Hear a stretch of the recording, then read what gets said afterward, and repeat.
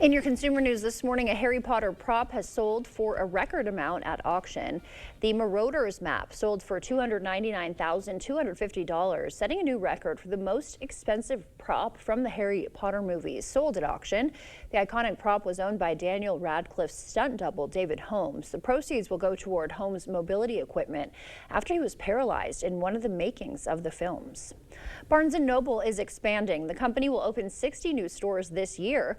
Even though many retailers with brick-and-mortar stores have struggled to compete with online shopping, Barnes & Noble has stayed relevant. Analysts say that's because the bookseller revamped its business model by prioritizing customer preferences in communities over a one-size-fits-all approach.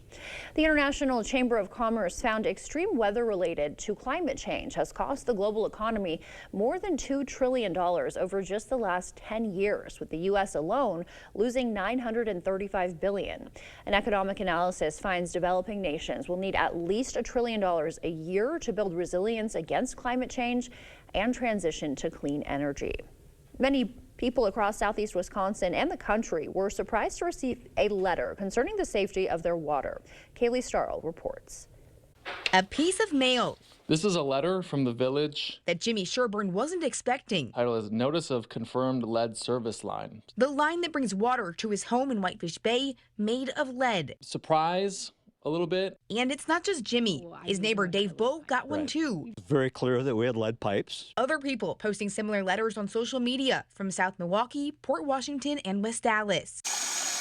It's part of a new EPA rule requiring water utilities to notify residents across the United States of possible lead service lines and ultimately replace them within the next 10 years. Glad they're fixing it. Many have questions about what's next. What's the risk between now and then? How much is it going to cost to us and the other residents? Village officials with Whitefish Bay estimate that cost to be roughly $8,000 per line. In the meantime, they say to run water for 3 minutes before drinking. And we use that pretty religiously. Or use a filter. Jimmy is wondering if that's enough. So the fact that it's only come up now is also a little concerning. The EPA has more information about lead contamination on its website.